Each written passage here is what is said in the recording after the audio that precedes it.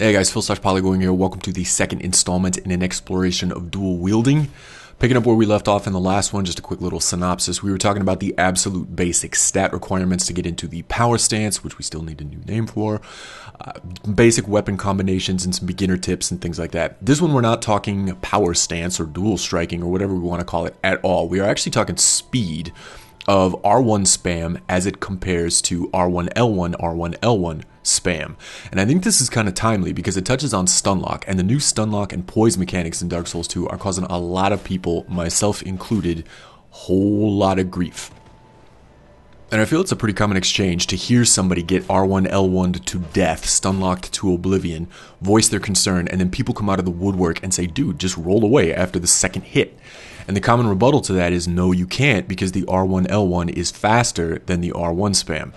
So I took a look at this. I put together just a couple of very common dual-wielded weapon combinations and did a side-by-side comparison of the speed of R1 spam versus the alternating right-left spam. And the results may surprise you.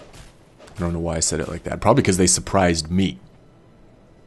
So for the first example, we're just looking at two straight swords. Very common, very plentiful, lots of people running around with two of them out in Drain Lake. And check it out. Lockstep. The R1 spam versus the R1L1 spam is exactly the same speed.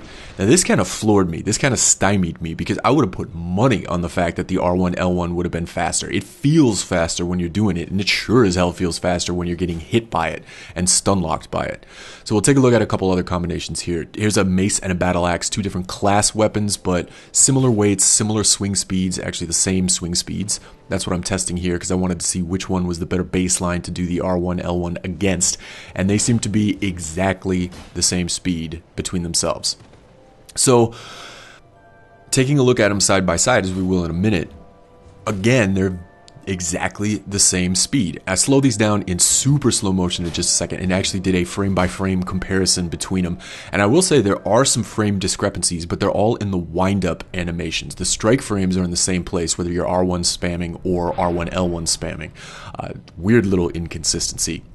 But one thing I'm noticing is that these weapons, when you one-hand them and spam with them, R1, R1, R1, R1, it's a very consistent, very even, very rhythmic swing speed. Not the case with rapiers. Here we are doing them side by side, and it actually seems like the R1 spam is a little bit quicker. That's probably just an animation thing, but it does seem like there's a discrepancy here that favors the R1 spamming side. Another weapon that has an inconsistent swing speed, everybody's favorite dual-wielded, or everybody's most hated dual-wielded, the falchions. This one, there's a big difference because it does not have that consistent swing speed. There's a little bit of wind down time after the second swing when you're just spamming at R1.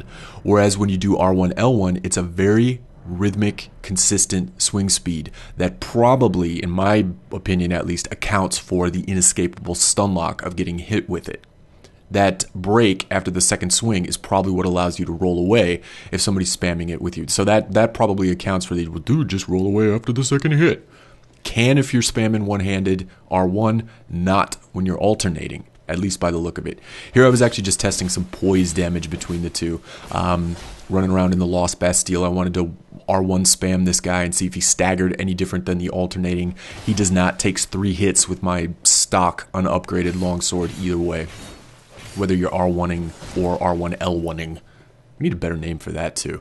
And just for those guys out there that like to think adaptability is the magic bullet for everything, I went and popped a soul vessel, reallocated my stats, and did the same swing speed test with adaptability, and it makes absolutely no difference whatsoever. Always fun to take shots at adaptability.